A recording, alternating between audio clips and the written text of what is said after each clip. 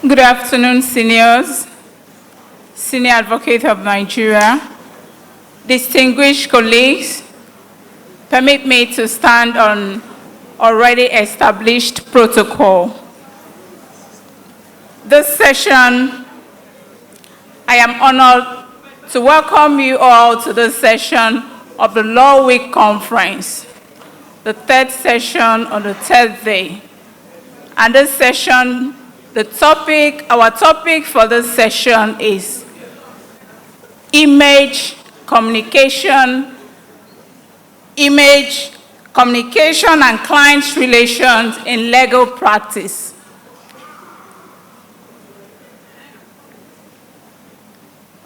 This session is the subject that speaks to the very core of what it means to be a modern and effective lawyer. To unpack this session, we have distinguished panelists that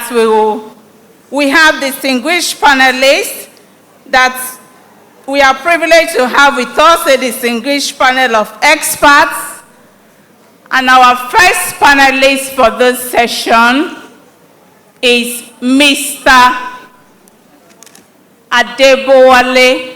Adebola Williams. Mr. Adebola Williams will be joining us virtually. He's a keynote speaker for this session. Mr. Adebola Williams is a globally recognized strategist and communication expert. He has been named among the 100 most influential people of African descent under the United Nations Decade for People of African Descent.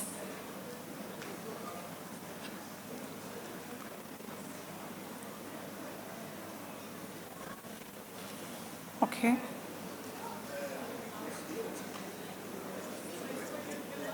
Okay. You're welcome, Mr. Adebola Williams, to this session. And the next person is the panel chair, and the panel chair for this session is Omolola Ikuagu. Omolola is a partner at City Law Firm of George Ikoli and Okagwe, where she's a key member of the firm's commercial and dispute resolution teams. She's a fellow of the Chartered Institute of Arbitrators, UK. Please, can we give a round of applause to Mrs. Omolola Ikuagu. And the next to this session is Mr. Tobena Erojikwe.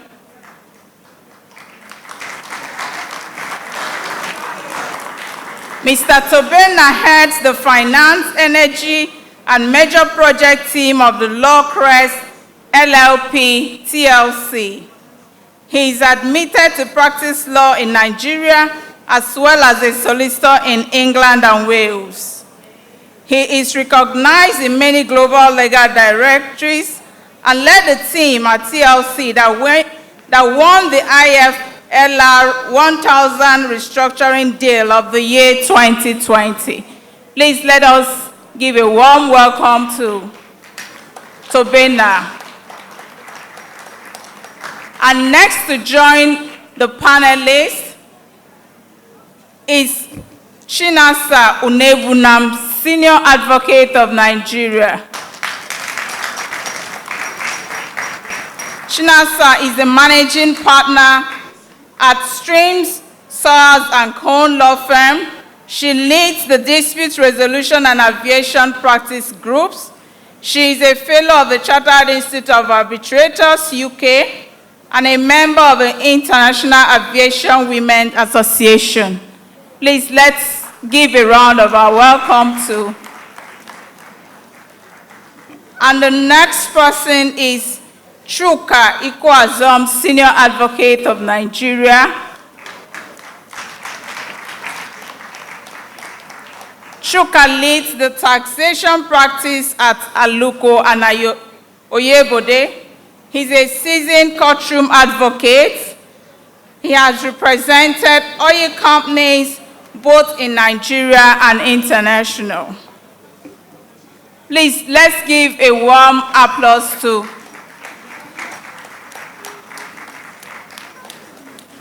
and the next panelist.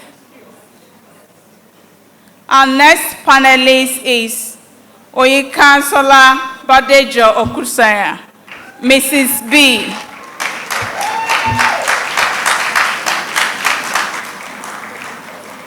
Mrs. Badejo is a partner at Africa Law Practice, where she co-heads the litigation and dispute resolution practice.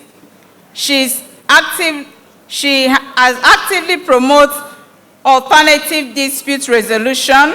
She's a fellow of the Chartered Institute of Arbitrators. You're welcome, Mrs. B.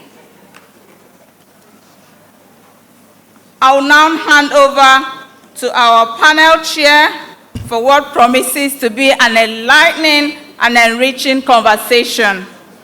Please join me in welcoming them with a round of applause. Distinguished ladies and gentlemen, good afternoon. And I want to thank you all for staying here even till this time. It's already, the day is already well spent, fast spent, and you are all here in your numbers. That's very encouraging indeed. And I think you deserve a round of applause for yourselves. The topic we are discussing today is one that I'm sure must have attracted a lot of interest from everybody. We are talking about client relations. Yes. We are talking about client relations, image, and communications. And to set the tone for the discussion, for the conversation we are going to have, is none other than Mr. Adebola Williams. Mr. Adebola Williams, who is already waiting for us. So over to you, Mr. Williams. Please set the tone. Welcome him, please, as he comes to the stage, as he comes to the screen.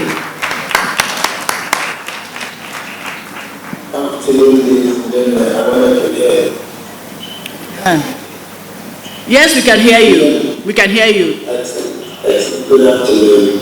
Distinguished colleagues, learned and young men in the law. I think I've called myself a friend of the law. It's both an honor and a great responsibility to address this distinguished gathering of legal minds, men and women who are not just defenders of justice, but custodians of a noble profession that shapes societies and safeguards democracy. You see, we stand at a pivotal moment in legal history.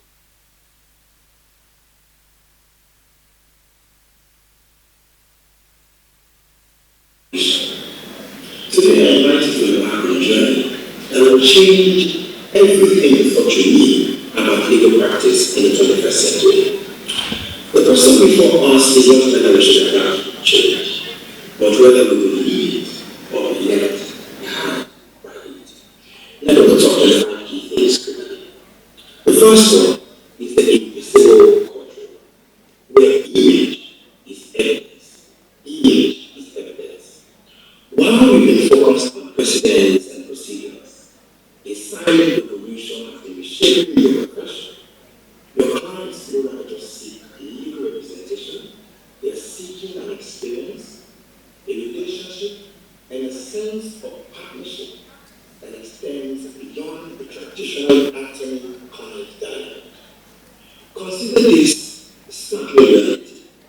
In the digital age, reputation is formed even before you meet your client. I put it to you in legal language. 6% potential clients research their lawyers online before making contact. Your digital presence isn't just marketing, it's your first impression, your credibility check, and often your competitive advantage. But here's what most lawyers don't realize. Image in legal practice isn't just about expensive suits or prestigious investigations. It's about the story you tell, the consistency of your message, and the authenticity of your engagement to those you serve. And I will tell you how to tell the story simply because I'm in the legal profession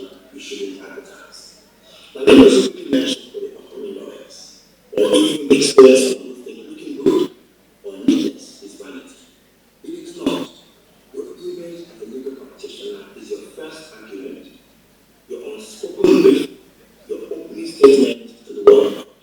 So your white shirt, which should be white, not off-white or white brown. Your black, which should be black and not ashy or white and white, as I said. Your wig, which should be sitting perfectly.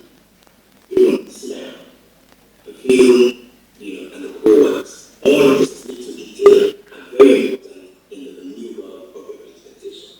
You gotta ask yourself, what does my brand say when I show up?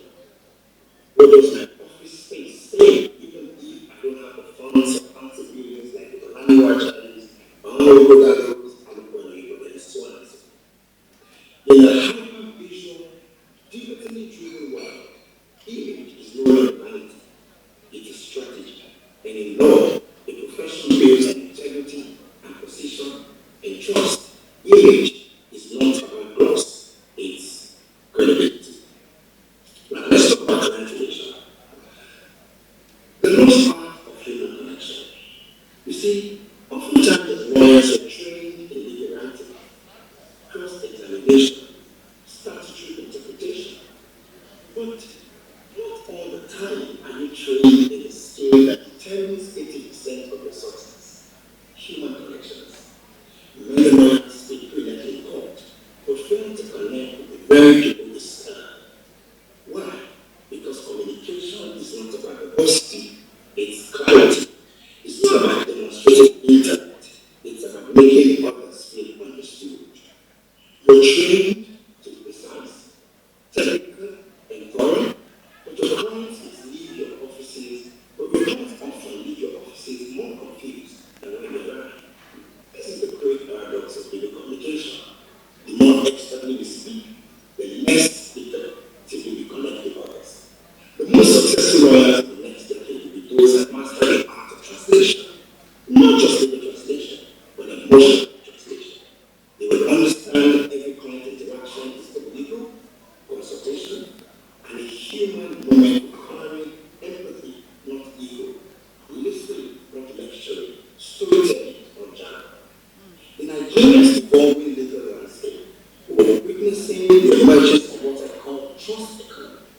This new paradigm, technical competence assumed, is the entry fee. What distinguishes exceptional lawyer is their ability to build and maintain trust through transparent communication, consistent follow-through, and genuine care for client outcomes. Trust is no longer built solely through progression of years. It's built through every email response, every phone call returned, every explanation provided, and every moment of understanding shown. It's the accumulation of small, consistent actions that demonstrate a commitment to clients' success. Number 3, transaction to transformation. Let me be blunt with you. Clients are no longer impressed by roads and delays. At least the younger generation of CEOs who are taking over the reins of large companies. And I bet you, watch the next 5 years, there will be much more of them. Of course, experiences and cases won't always be holy grail, but today's clients have been conditioned by industries that have mastered customer service experience. They've been used to services that anticipate their needs, communicate proactively, and make complex processes feel transparent. They now expect the same from legal representation. This creates an unprecedented opportunity for the Nigerian lawyers willing to reimagine client service. The lawyer who can combine legal excellence with exceptional client experience will not just succeed, it will dominate the market. Number 4, a crisis of relevance and an opportunity for renewal. Let me challenge you today. In a time of growing distrust in institutions, of government pressures, interferences, and scuttle cases, economic pressure, and technology disruption, the legal profession is facing a crisis of relevance and trust. AI is drafting contracts. Startups are offering legal services at the click of a button. Many young Nigerians are choosing tech, content creation over the courtroom. So the question is, how do we make legal practice continue to matter? The answer lies not just in reforms, but in the imagination. imagine how we present ourselves, how we connect with our clients, how we build this delicate trust. We must reimagine the relationship with our clients as sacred and not transactional.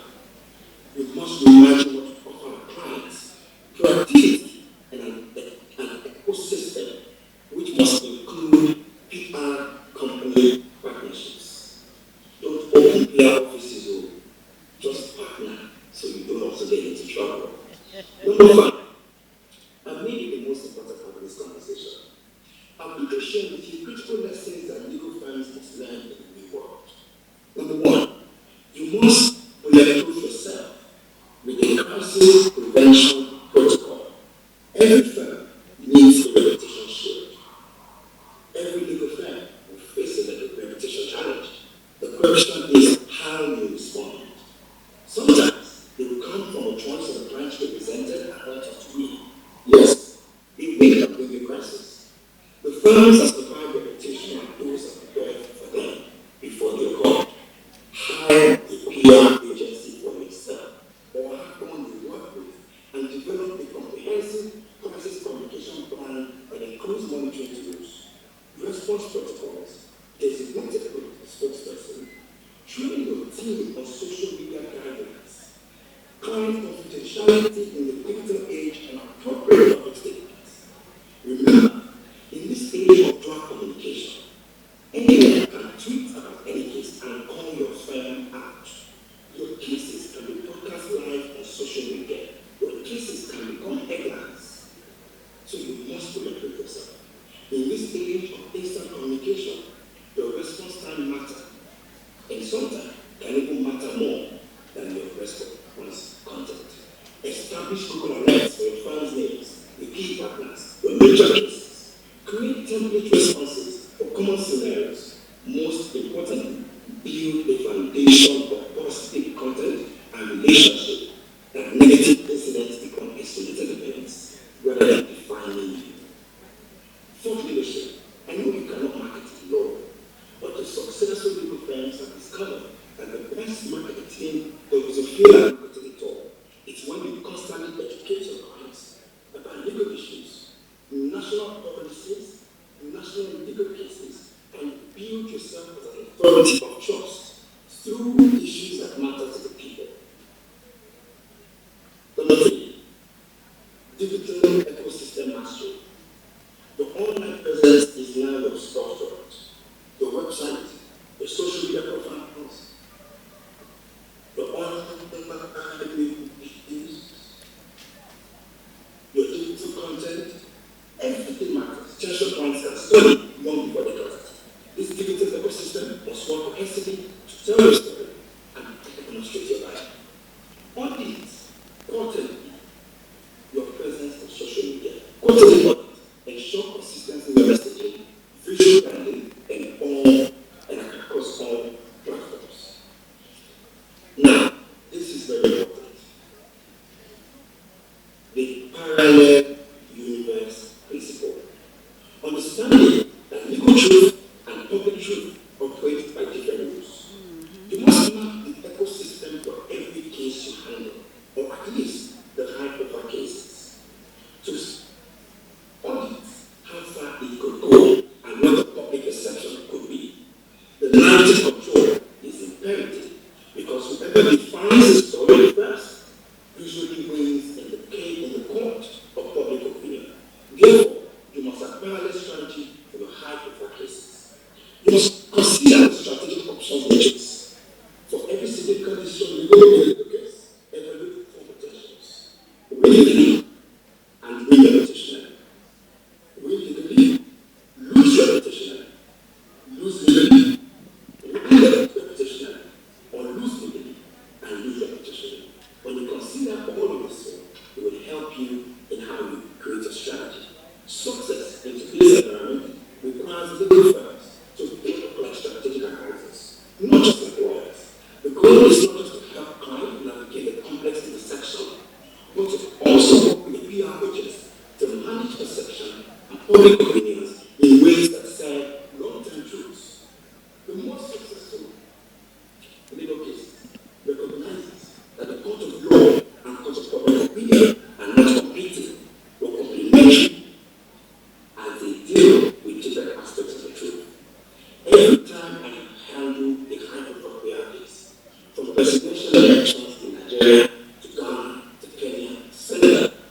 working with CEOs for buyers of Fortune 500 companies, helping them manage crisis or helping them with jobs. I always tell them, there are two people you must tell the truth: your lawyer and your peer practitioner, your peer advisor. Those two people must know when the ball is ahead.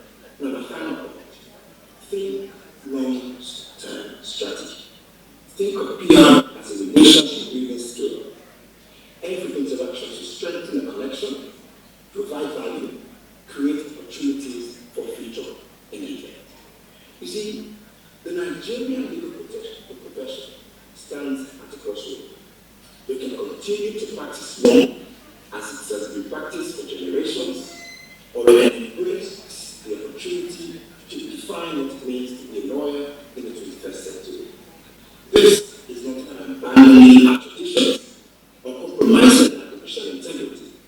It's about enhancing our effectiveness, expanding our impact, and ensuring that the legal profession remains relevant and essential in a rapidly changing world. The choice is ours. Will we be observers of change, or will we be architects of transformation? The law is not a static monument to the past, but a living instrument for the future. How we practice it today determines its relevance tomorrow. I wish you a successful panel and deliberations.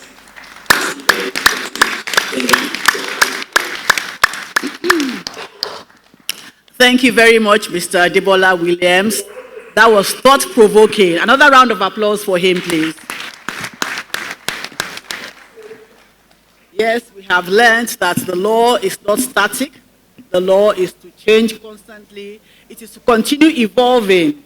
As we heard yesterday, I believe, in the course of one of the panel sessions, we heard that if you stay in one place, when in this fast-paced world, you actually find out that you are moving backwards. And that is what we are discussing today too. How we are going to make progress within the confines of the law, upholding our traditions, not abandoning them, and making sure that the law continues to evolve. The sub-theme of this law conference is, let's be lawyers again.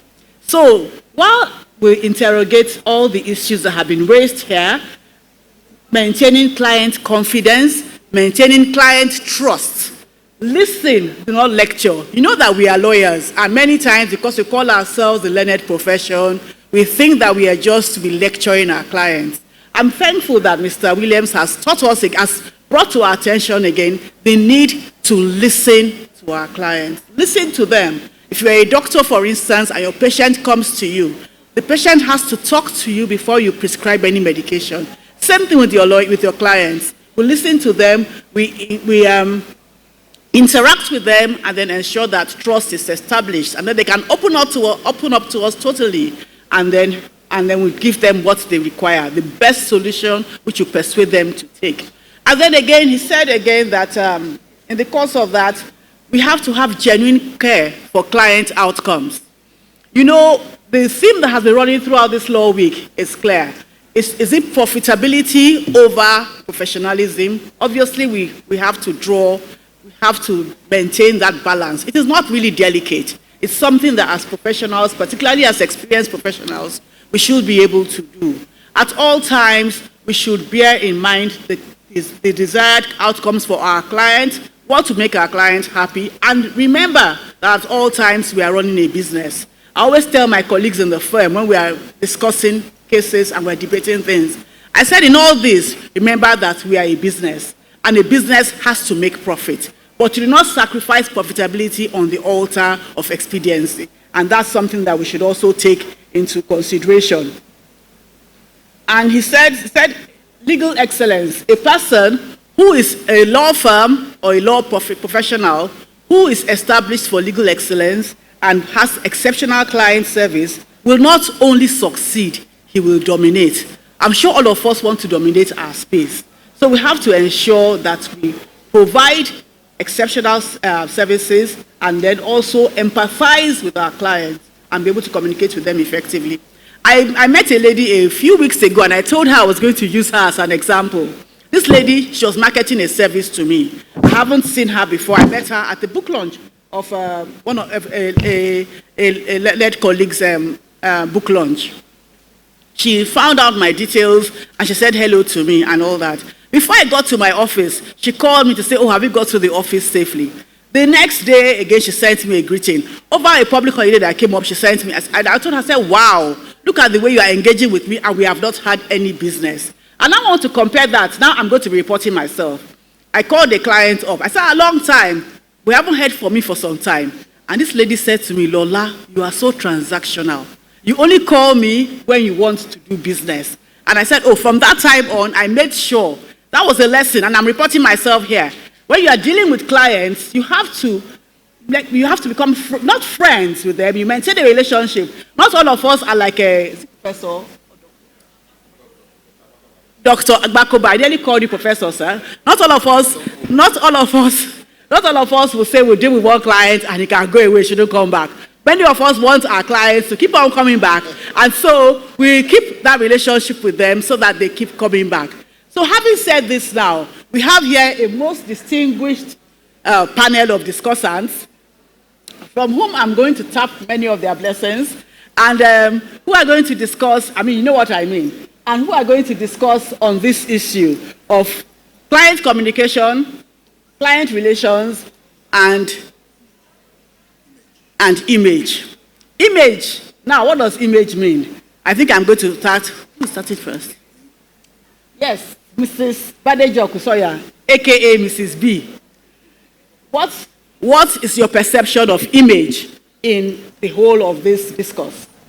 Thank you very much, Ola, and thank you to the Lagos branch for finding us worthy to discuss this topic. It's one that is dear to my heart.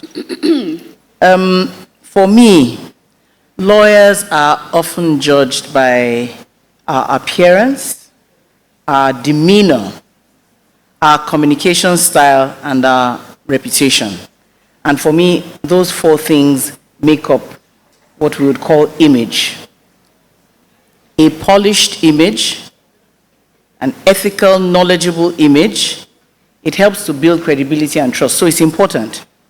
And that credibility and trust is not just with clients, but with our colleagues, from whom we sometimes get referrals, and also with key stakeholders. For example, those of us that go to court with judges, those of us that are solicitors with our clients in offices. If you present a credible image that is trustworthy, it enhances clients' confidence and satisfaction, and it influences the outcome of discussions that you have. You know, when you look good, when you look respectable, when you look responsible, sometimes even if you are talking rubbish, it sounds very smart.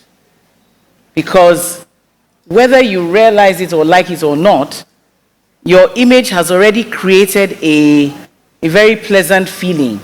So some of the things you might be saying might not quite be what you should be saying, but it all sounds very nice because they're carried away with it. You're saying it with such confidence that it makes so much sense. So a strong personal brand is very important. I asked Kogito to beam a picture that I had sent. I don't know whether you have it. Yes. This is me, just in case you didn't know. And I'm not showing this picture to be modest. I'm just showing this picture to show or to illustrate some comments that I received when people saw this picture, when people see me dressed like. I try to take my appearance very seriously when I'm going to court. And I would say 90% of the time, it gets commented on. So it tells me that it matters. It tells me that it matters. I say this to you because when you are intentional about the way you look, about the way you appear, you've done at least 50% of the work that is required of you. Professor Uford said, no need to look dowdy. There's also no need to go overboard.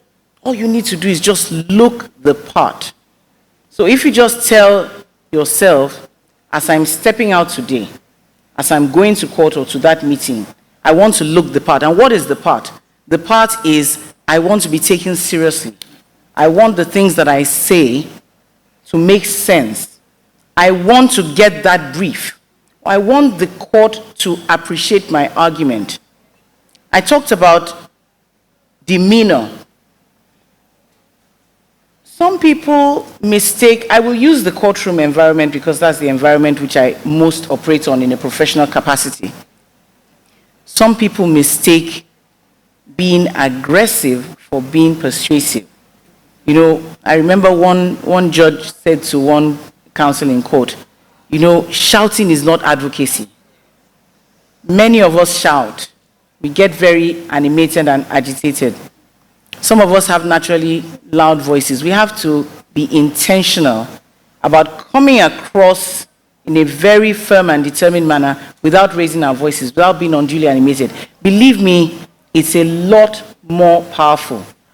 Also, being extremely courteous to the court has a profound effect on how the court perceives you and how other colleagues in court perceive you. It's not being, even where some courts might be belligerent or might have woken up on the wrong side of bed, your courteousness, your courtesy in return says so much about you and all contributes to the positive image that you provide. The communication style, the words that you use, the way you string your words together, your elegance of speech, not just in speech, but in writing. These all contribute to the reputation, and the reputation has an effect on your image, your public perception. The aggregate of those three things is what will make a colleague say, I can't do this matter, but I'm going to send you to Mr. Chuka Ikwazom, or Mrs. Lola Ikwagu, or Mr. Tobena Orejikwe, or Leonard Silk Chinasa. I think you will find that they are able to help you with that. There's no way that that would happen if you haven't paid attention to these things, your appearance, your demeanor, your communication style, and impressed your peers, the people you interact with, such that they make referrals about you. So, image for me, as I said, is the aggregate of all of these things, the things that we need to address and be intentional about. I like that word, being intentional. Be intentional about all those things, and they contribute to the image, which builds credibility and trust, which at the end of the day, as professionals, that's what we want. We want work, we want money, and all these things contribute to helping us get it. Thank you very much. Thank you very much. A round of thank you. Now, to speak further on this too, I'm sure we all know the kind of image that Tobena Orejikwe has projected over the years in the service to the NBA. So I want you to say some more about image. What do you think, what is the responsibility of a lawyer? What kind of image should he portray, apart from what Oyinko has said? Everything that you think a lawyer should portray, and then how, in order to uphold the traditions of the profession. Let me now give you something very small today. And a colleague is here, I will not mention his name. We were in court today. And a lawyer stood up to cross-examine a witness. And he finished and sat down. And then the other lawyer got up and said, my lord, can you tell Mr. So-so-so to shut up? And it was a senior advocate of Nigeria he was addressing. The same response I got from this room now is what he got in court, in the courtroom. And there were lawyers, law students from the law school on court attachment. They were in court. And they saw a lawyer react that way. How do you think, in projecting image as a legal practitioner, that one should comport himself? Thanks a lot, Lola. I think Mrs. B said the tone quite nicely. And the first time I saw the topic, the word image just hit me straight up. And it reminded me of something that happened in one of my first pitches here in Nigeria. And I have offered the dilemma of having worked 10 years elsewhere and 10 years here. So I always thought, working elsewhere, that image meant a certain thing, that reputation and perception meant something. Now, coming back to Nigeria, I found that, there are different types of images. So this speech, I had gone with my partner to, it was a bank, the bank has gone under now, but it had quite a number of recoveries. And we've done a lot of work for the bank. So apparently the junior workers at the bank had been told to shortlist the lawyers who were doing well with them. So we were sitting down, others had gone in, gone out. And then myself and my partner went in for the pitch. And the general counsel walked in with the people, guys, are you now a day here? Please come into my office. So we got into his office and they started laughing. I said, why did they invite you people here? I said, we don't know, you invited us. No gentlemen like you. You can't get judgment in 3 weeks now. You can't leave it at the execution and bring the house down. Now, it occurred to me immediately that they were looking for a certain kind of image. For them, we portrayed that image of people who were ethical, principled, who wanted to do things the right way. And so, at that moment, of course, we lost that opportunity. And we have since also lost other opportunity because of the kind of image we try to portray. So, when we talk about image, I want to look at image from a much more holistic perspective, so that it graduates from just image to becoming your brand and indeed your reputation. Because I think that as far as legal practice is concerned, reputation is the key. All the things we talk about, the way you comport yourself, the way you speak to people, the way you do your work, how professional you are, your return time. Because whether you are a court-going lawyer or non-court-going lawyer, there's only one thing you do. You represent your clients. And so as someone who represents your clients, how effectively do you represent your clients? How do you communicate the skill that you have so that you're actually a solution provider? It is that understanding that what the client wants from you ultimately is the provision of solutions that matters.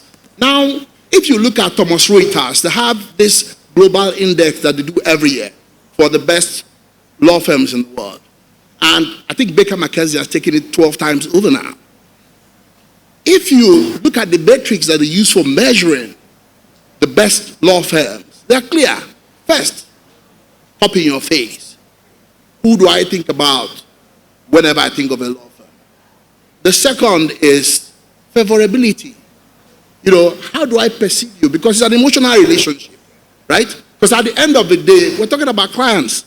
We're talking about the business. And I think that's why client relationship comes at the end of it. But interestingly, in this matrix, they then asked two other questions. And they were asking actually 2,000 leading corporate providers in the world. And the last two were, who would you give multi-jurisdictional litigation work? Who would you give, the fourth one being, who would you give multi-jurisdictional transaction work? And so you find that at the end of it, all that you do must connect with your ability to grow your business, to retain clients, and to expand. If all that is said about your ethics, your knowledge, your skills is so flowery and people admire it, but at the end of the day, there's a problem with your bottom line, you need to look at your image again. And so how you then sell this holistic conception of your image to the public as a business is something that is critical, and it's something that we must all pay attention to. I always say to inductees that come to my firm that whenever a decision is made about you as a human being, you're never on the table. You're never in that room. And the second thing that I always say to them is that you must first be an intelligent man before you are a brilliant lawyer. Because indeed, it is intelligence, it's your ability to apply the brilliance that you have from your knowledge of law to practical issues in very simple ways that actually brings a high level of ingenuity to your work and then enhances your image with the client. That is what will get you repeat work. That is what will get people talk about you. And at the foundation of it all is what that has been used here previously. Culture. Who are you? It is who you are that determines how people relate with you. Thank you very much. Thank you, Tobena. Thank you very much for that contribution. So your image, even the kind of work you do, the way you approach issues, the way you apply your natural intelligence to your law and helps you to become a brilliant lawyer and creates that image in the minds of clients, which will engender a trust relationship and repeat instructions. Thank you very much, Tobena. So, now to you, Leonard Silk. Client relations. We have mentioned, client relations is something that, how do I discuss it? It's something that is an issue. It's a live issue with all law firms. How do you relate with your clients? And what do you think is the best way to relate with clients in a way to ensure mutual satisfaction, profitability, and of course not forgetting the fact that we are lawyers and want to be lawyers again. Over to you, ma'am. Thank you. Hello. Okay. Thank you for that question, and thank you to Lagos Bar for the opportunity to speak at this conference. I find myself at the back foot on this question because I'm following after Leonard Silk. Professor Lisa Wakuba has spoken about skill. No, I mean, when you were speaking, I was thinking about what you were saying when you spoke about skill, and the fact that you're not, I mean, you just do your work and you move on. You're not interested in maintaining the client relationship, and you're not interested in if they are coming back or not, or the good word they have to say about you. And that got me thinking, and I'll crave your indulgence to maybe have a comment after this session to enlighten those of us that are here, particularly young lawyers. And I say that because for me, I have a mantra today. I tell, the people I work with, anybody, young lawyers, whoever, that the legal landscape today, I think, is a buyer's market landscape. And why do I say that? I say that because Nigeria has a lot of skill. Nigeria has a lot of skill. And what do I mean? There are a lot of good lawyers in Nigeria, transactional lawyers, dispute resolution, name it, whatever field you're thinking about. You have good lawyers. I mean, AI just came up, technology, but we have lawyers already in that space, skilling up and, delivering good services. So how do you then stay relevant, maintain your practice, be able to grow clientele, and actually, get referrals, right? And that leads to the question you've asked, which is client relations, right? What do you mean by client relations? How do you build the confidence to let the client come back, give you more work, and refer people to you? And it takes a lot of work. So it's not just about the skill now that you have. There's a whole lot of experience that you have to let the client feel to be comfortable enough to give you their work and to keep coming back. So for me, client retention, give the client an experience. I know the first thing is skill. I agree with Leonard Silk. The first thing is skill. You have to have the knowledge, and you have to be able to deploy the knowledge to give the client value, assist the client in whatever the client wants to do. And it's not about the client says, I must do A. And you now say, oh, because you want to do A, I must assist you to do A. No. You have to let the client know that there are several ways to solve your problem if it's a problem. There are several ways to get to point A if you want to get to point B, rather than, the way the client wants to do it, because you're the lawyer. You're looking at all other facets that the client may not see, and you're advising because you have that background. I want to just add another, just to chip in something here to ask you. And in all this, because another buzzword that has been going around a lot is emotional intelligence. Okay. Now, how do you deploy that in relating with clients?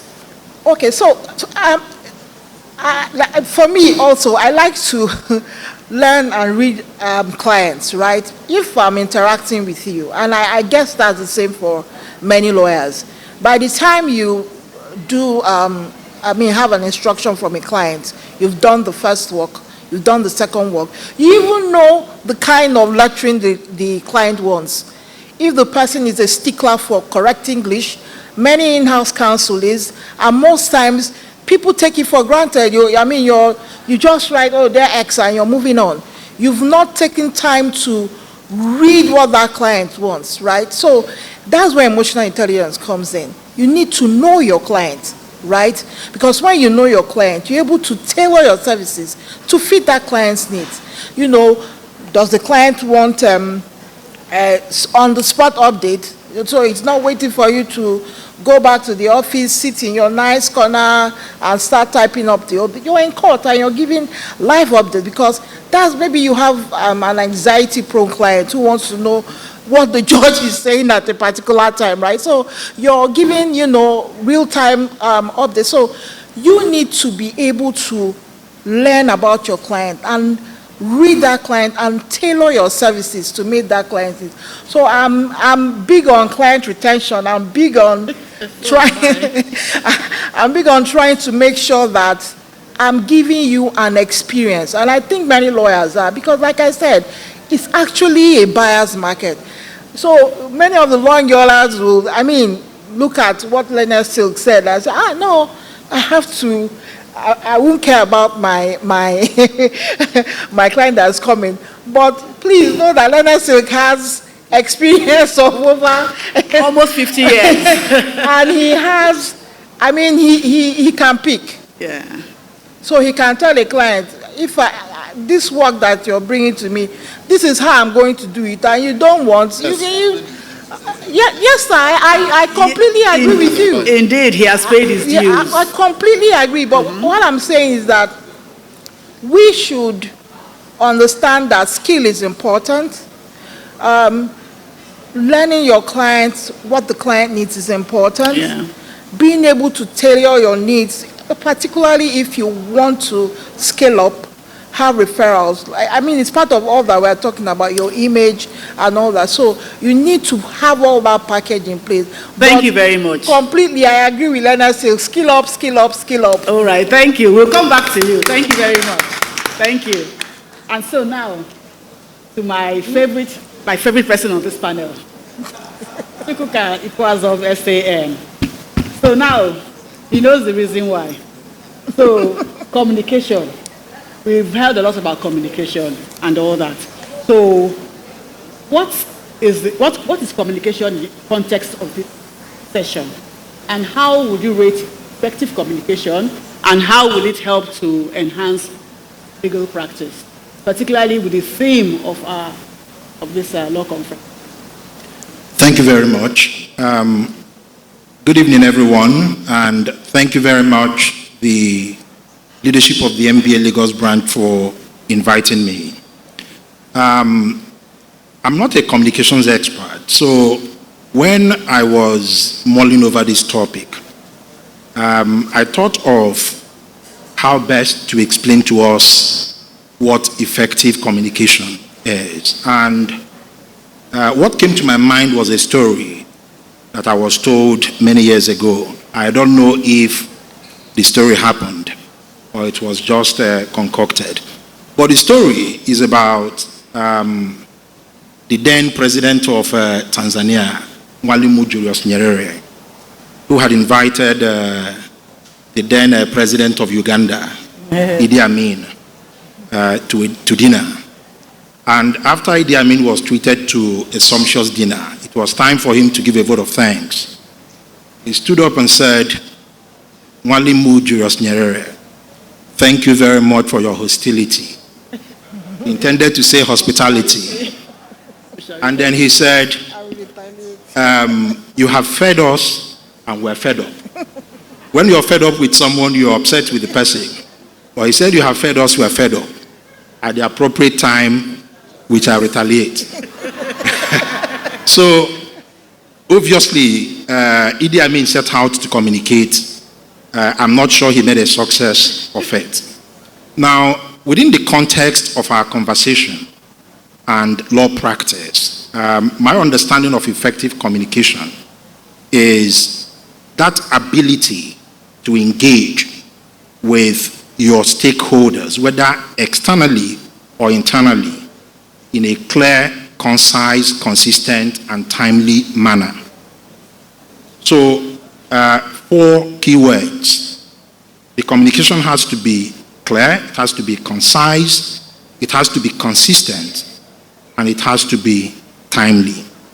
And I talked about external stakeholders and internal stakeholders. It's important for you to understand who your audience is. So externally, when you're communicating, your audience will be obviously the legal services market. Because I always make the point that as lawyers, there are 2 things that we sell. We sell our time and we sell our knowledge, right? So if you're thinking of effective communication externally, you're thinking about players in the legal services market. Now, if you're a solicitor, you're probably thinking of the regulators who regulate the clients that you provide services for. If you are a barrister, you're probably thinking of all the players within the justice sector. Now, what I have found is that oftentimes the focus is on external communication. But internal communication within law practice is also very important. And again, who are your audience? We're talking about your partners if you run a partnership, your employees. Your employees will include professional services providers and even people who are in charge of backroom operations. Now, you have to communicate with these stakeholders from time to time in a clear, concise, consistent, and timely manner. Why does communication have to be consistent? Because you don't want to be sending mixed messages to your audience. And I remember when my firm, we joined the ALN network. It's a network of lawyers in Africa. It was a big issue for us because we didn't want the market, guessing as to what was going on. So it was clear for us that we come out very clearly and very timely to explain what that network was about and what our role was in that network. That's a very good example of communication. Now, let me focus on communications with clients for a bit.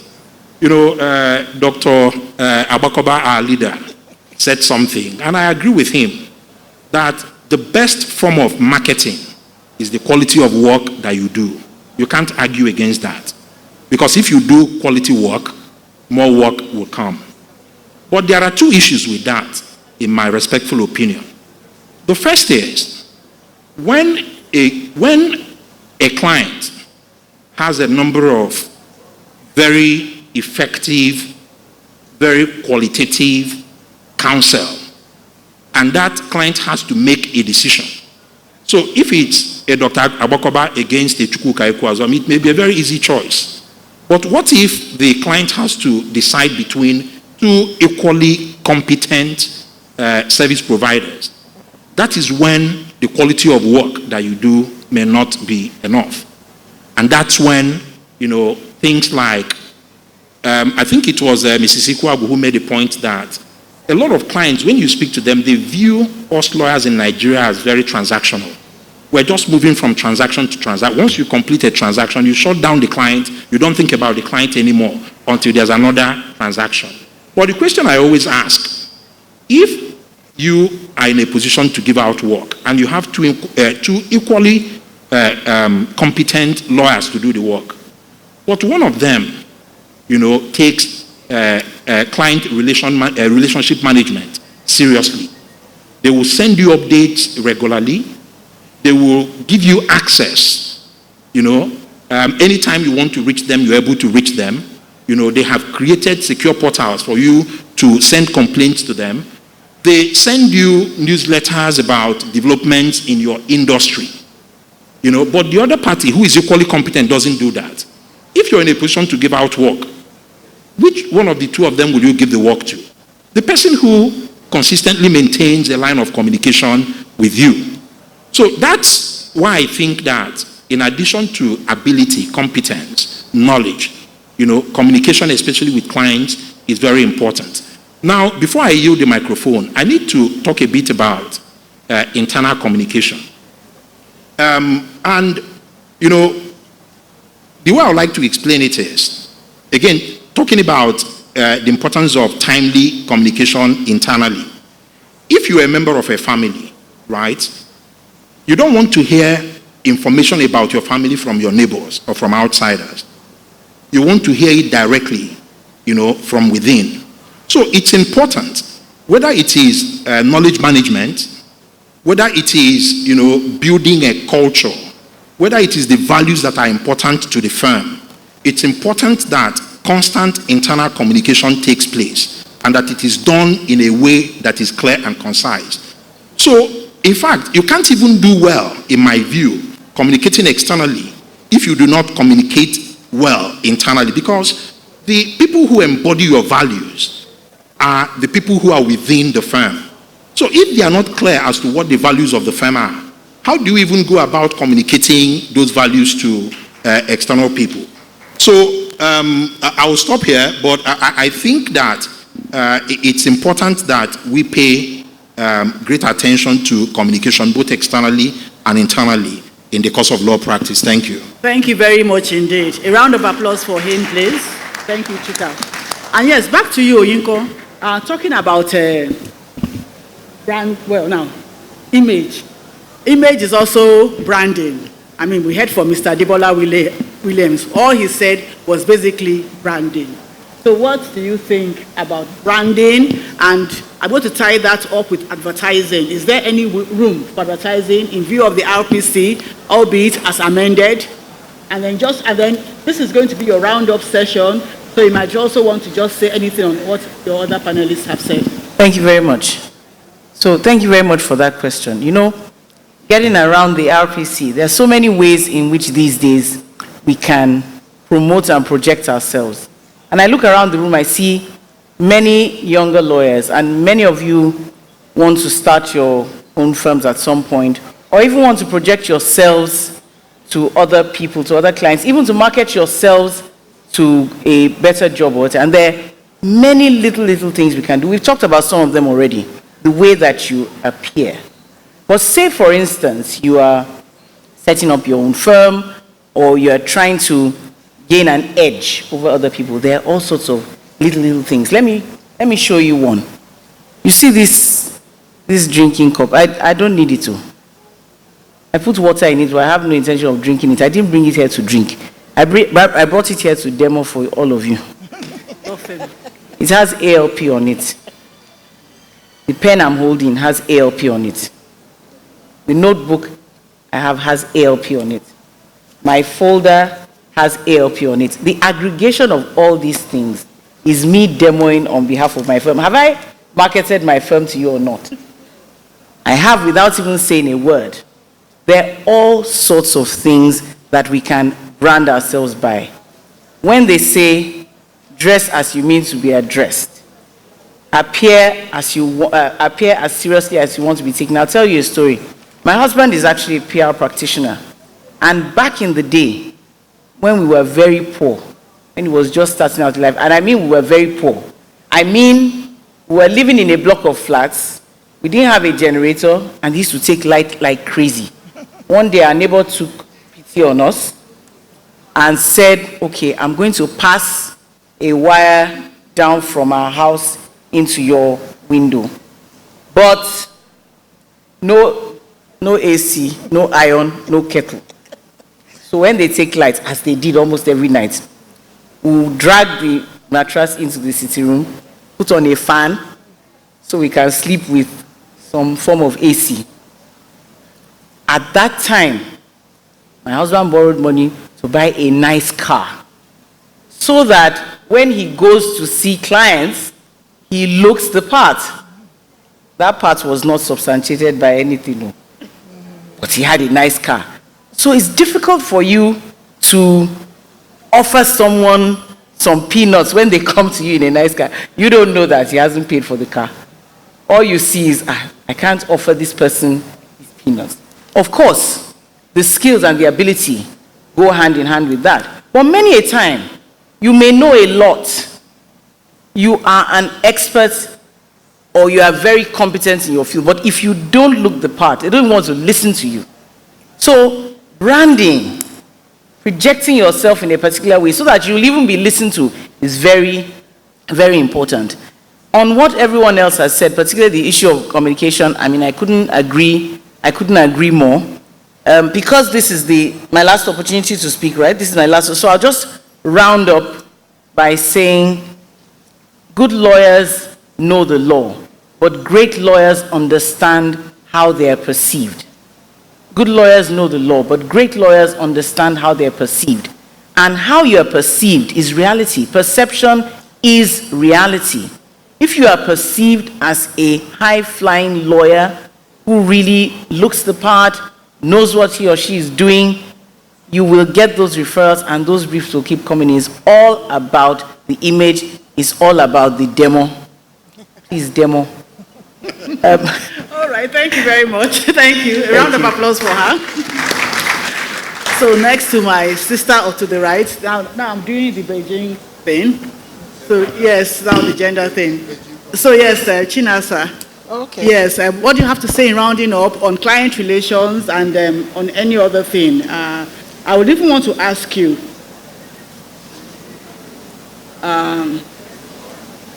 on communication as well, because we have heard that language is the tool. English language in Nigeria is the tool of the lawyer.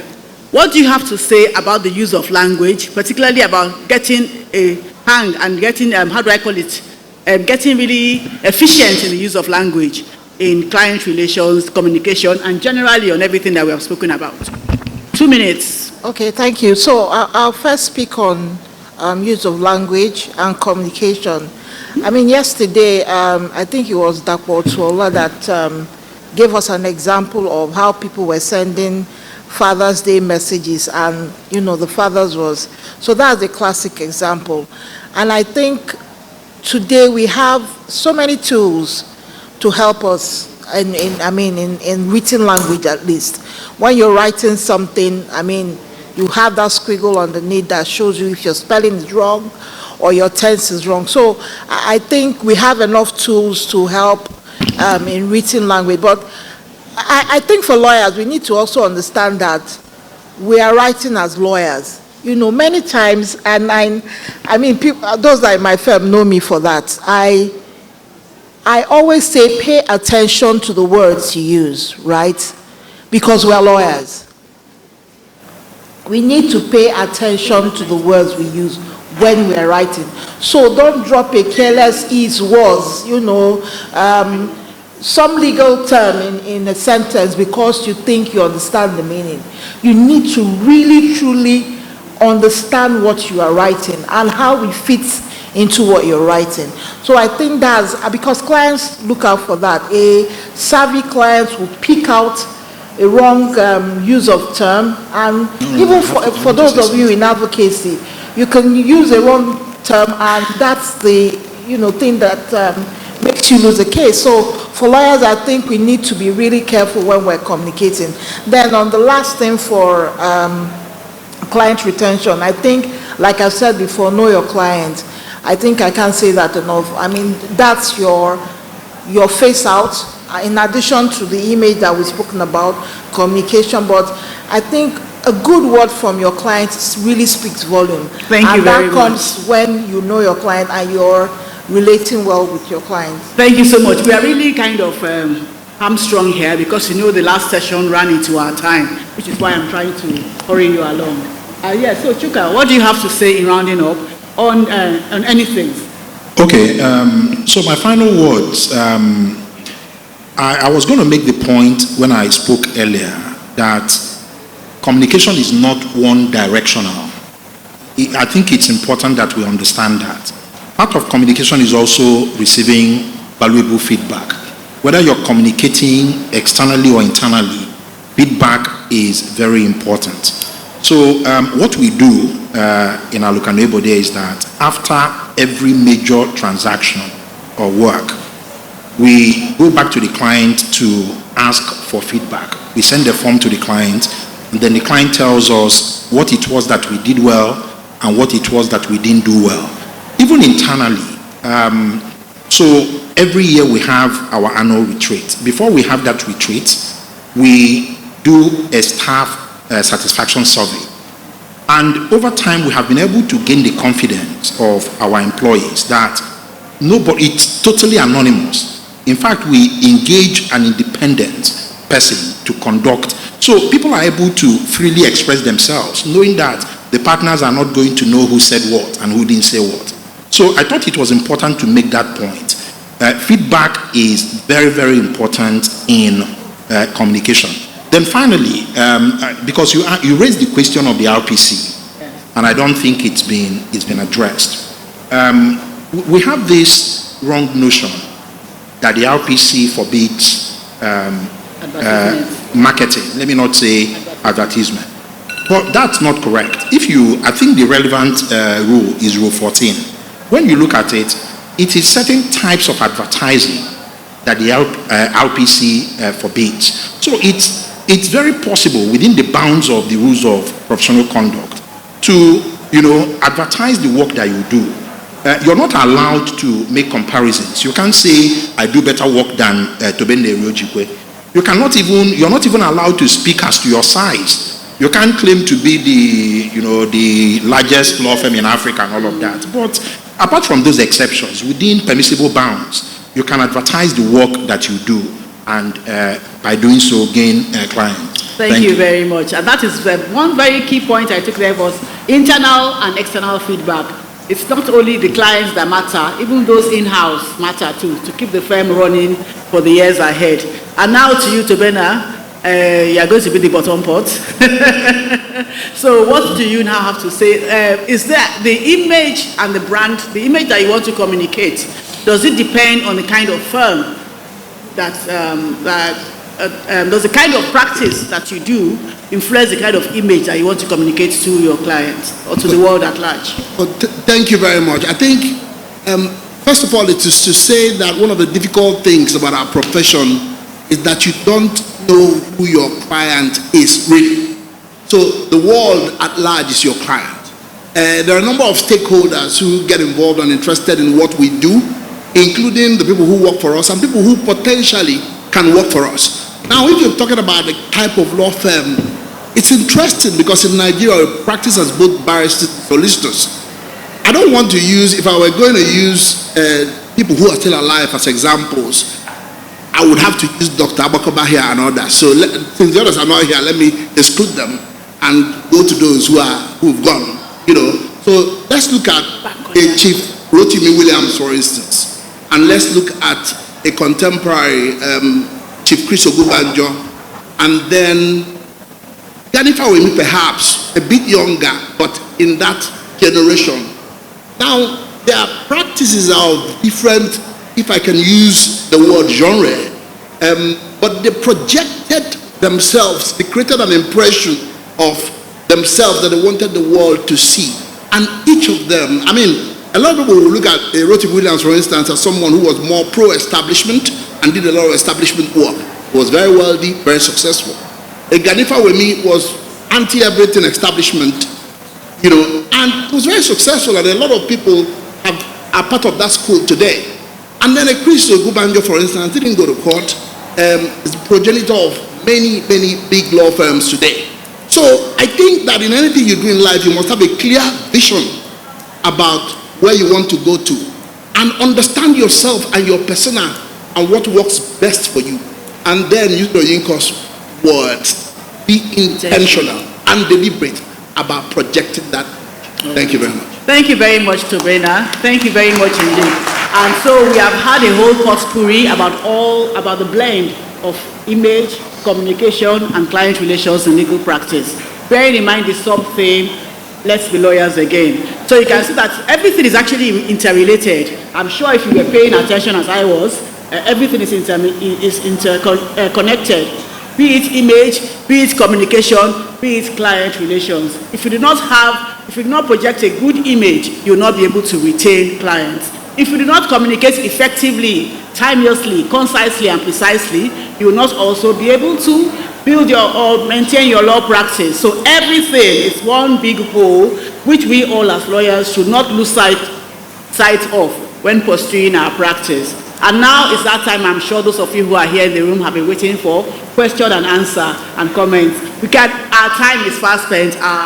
The coordinator has been on my back. So I'm going to say 4 questions only. 4 questions, fastest finger. 4 questions. Yes, Dr. Makoba. All right. Okay, that's a right of reply. They all kept calling my name. This is a right of reply. They kept calling my name, all of them. No, look. Let me be very clear. All what you say, absolutely valuable. Indeed, in our practice, we have a huge BD team, back office, business development. We do everything. Don't get me wrong. But that is not enough. That's the point. You can brand like a demo. You don't have it. It's not there. It's not there. Yemi Johnson is Nigeria's top cardiologist. Top. But he himself understands it's not enough to be the top. Not all of what you've said. It's what packages it. So all you've described, the back office work. Critical. But in front is a good pilot. And let me not scare these guys because it takes time. There are 4 steps in legal practice. When you've done your law school, come out with a BL. Many die on that BL. The next step, expert. Next step, authority. The final step, become a master. It took me 30 years to become a master. So with that and the things we've learned from you can become perfect. Thank you very much, sir. Yes, sir, Captain.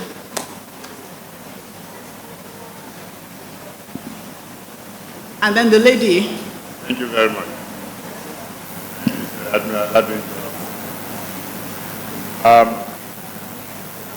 There is a saying, sit with. To sit with. I'm sorry, sir, we can't hear you very well. Perhaps you want to use the center mic. My name is Admiral Labinjo. Apologies, sir. There is a popular saying, who you sit with determines where you stand. It's very relevant in all that you are saying. Where you're coming from, but who you have learned from, who you have related with, will eventually determine the kind of person that you become. And I believe we need to also put that into context when we're talking about issues of this nature. Thank you very much. Thank you very much, sir. Admiral, sir. Thank you. Good afternoon, or good afternoon, NNC. Please, my question is about relationship, building your client relationship with a client. Please, I want to find out, and my question will go to Mrs. B. How do you get so close and try to build a relationship with your client that relationship does not go beyond client relationship? And coming to Mrs. B too, when you're talking about personal, like dressing well looking, so I don't think that, for me, I don't think that brings clients to you, because sometimes, like for me, some people don't even believe I'm a lawyer. But, so that's my question. Thank you. Thank you very much. First of all, for the first question, very good question. Because me, I have one problem. I get so involved with my clients sometimes, I don't know where to draw the line. And it has come back to bite me in the bum sometimes. Because I do a lot of matrimonial courses. And you know, matrimonial courses are very emotional. Whether you're acting for a man or a woman. And somehow or the other, I find myself getting sucked in and having to remind myself that it's not your matter, you know. So I become an agony auntie. I find myself always becoming an agony auntie. So because of that, I know what not to do, right? So certainly you must be empathetic, right? But if you know that you're the type of person like me that tends to makes friends of her clients easily, then you must be intentional, sorry, that word again, about drawing the line. Conversely, if you know that you are the kind of person that doesn't really do the empathy thing, you must understand the nature of your clients. You know, Maya Angelou said, people will forget what you said to them, but they'll never forget how you made them feel. So a person that has come to you with a matter is looking for a solution. You are a solution provider. And it is the way you make them feel that's going to make them, 1, stay with you, 2, come back, 3, refer other people. So if I will summarize my answer, I would say your personal nature, are you listening? Your personal nature will determine whether you need to rein yourself in or you need to ramp up, right? But at all times, show empathy, but don't jump in the fray. About the dressing, I did say, look the part. Look the part. I'll tell you a funny story. There's a big man in Nigeria who always sees me as one Owambe or the other. I like parties. And I do Owambe well. He didn't know, well, he knew I'm a lawyer, but he never took me seriously. So another lawyer friend of ours, you know, we did a transaction together and I drafted a letter and she had to take the letter to him to show him before it went to the client. He said, this is a very good letter. You know, this is a really good letter. And he said, oh, it was Oyinka that drafted the letter. He said, really? She drafted this letter? I just always see her at parties with tying gele and dancing in front of musicians. You know, that was how he perceived me. He didn't relate me in the parties to me, the lawyer. I said, dress the part. You see, you can dress very well. If you are not well dressed for the part you are trying to play, you won't be taken seriously. So, for instance, you can dress well to an evening event, but that's not going to work for a board meeting. I mean, I don't know how else to make the distinction, but that's the point. So, you look very well dressed. I can't imagine anyone not taking you seriously. But there are certain circumstances where if you dress a particular way, you'll be looked at. I was very well dressed in all those parties, very well dressed. But he didn't see me as a lawyer. Have I answered? Thank you. I think that was... No, I just wanted to say that, client relationship management should be more professional than personal, in my view. You should always try to keep it professional.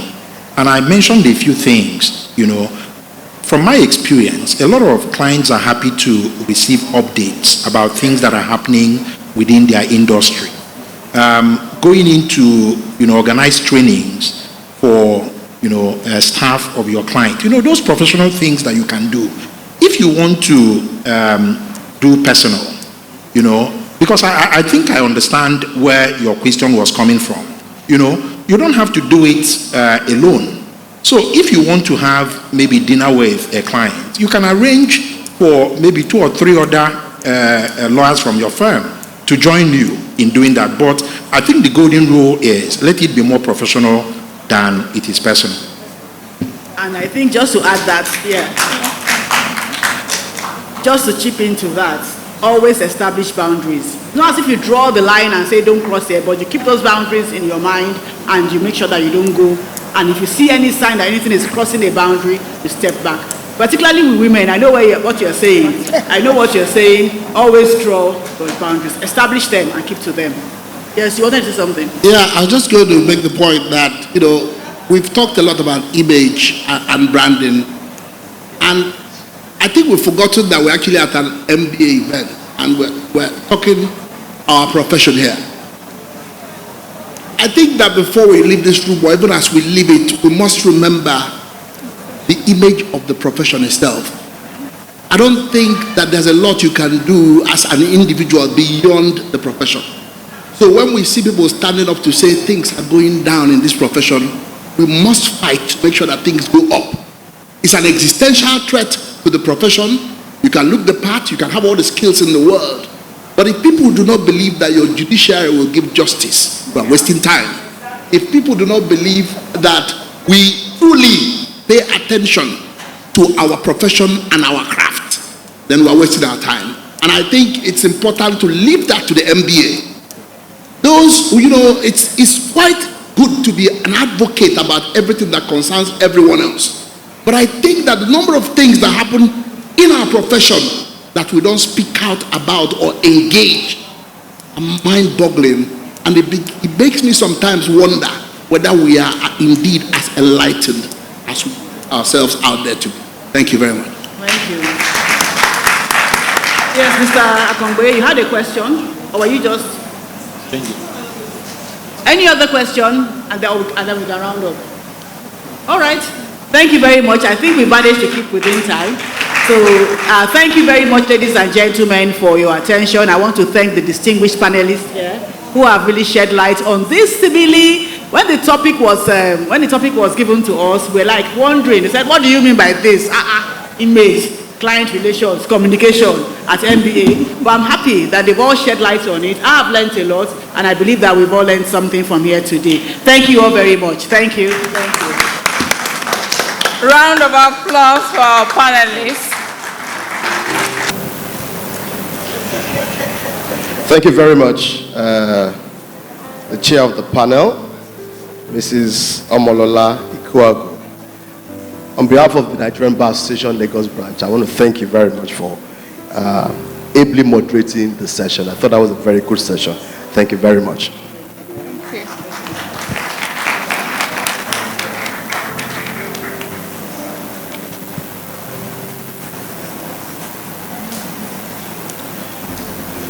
Mr. Tobena Erojikwe, on behalf of the Nigerian Bar Association, I want to thank you very much for your contribution on this panel. Thank you. Oh, the way we put it together.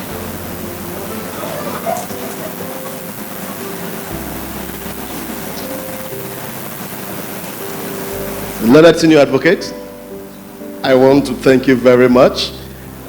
Your contributions were quite insightful. On behalf of the Nigerian Bar Association Lagos branch, I present you with this plaque. Thank you.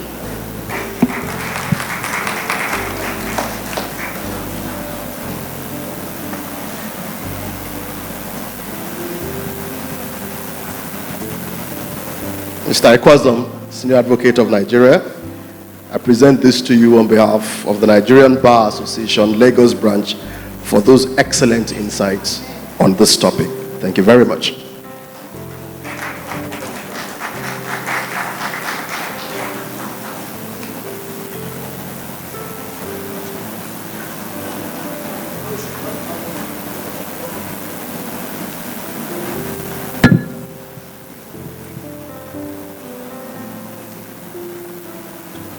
Mrs. Oyinkan Badejo Kusoya, that was an excellent session. I present this plaque to you on behalf of the Nigerian Bar Association Lagos branch. Thank you for your contributions.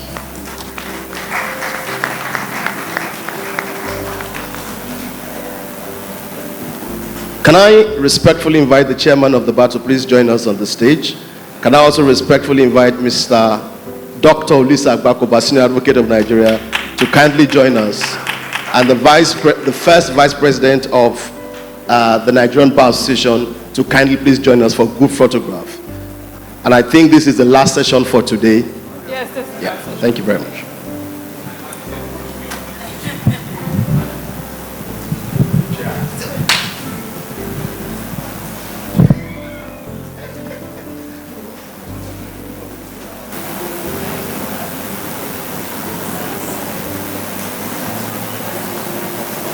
Right.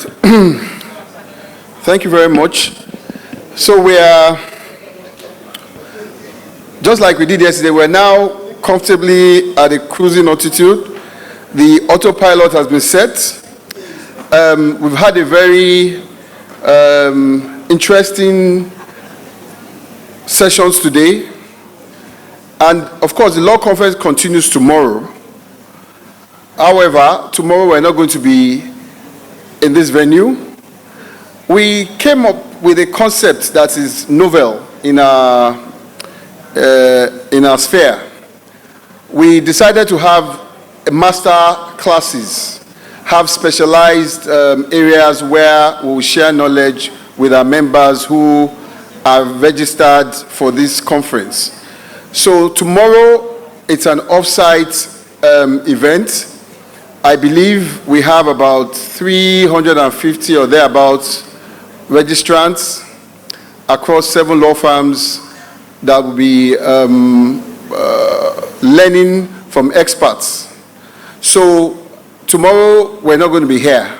We're going to be in 7 law firms. They're going to host an average of about 50 of the delegates in different areas of law.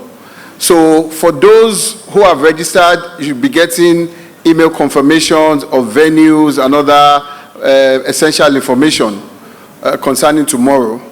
On Thursday, we're going to return back to this venue, and we're going to have the regulatory clinic, where we have some regulators coming in to set up booths and then take answers